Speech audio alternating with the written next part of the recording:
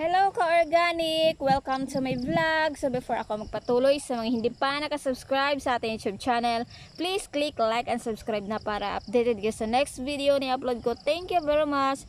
So ayan, meron tayo dito sinya. Ayan.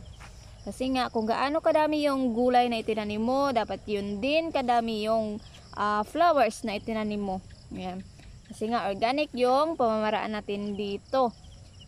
Para yung mga insekto ma-divert yung attention nila dito sa flowers, hindi na sila mag-atake sa ating gulayan, mga leafy vegetables. Ayan, nagtanim ako ng maraming sinyam, iba't ibang color ito siya. Yung pinapakita ko sa inyo is ito pa, and then ayan. So, yun na muna for today's video. Thank you for watching and see you to my next vlog. Go Organic! Sinya!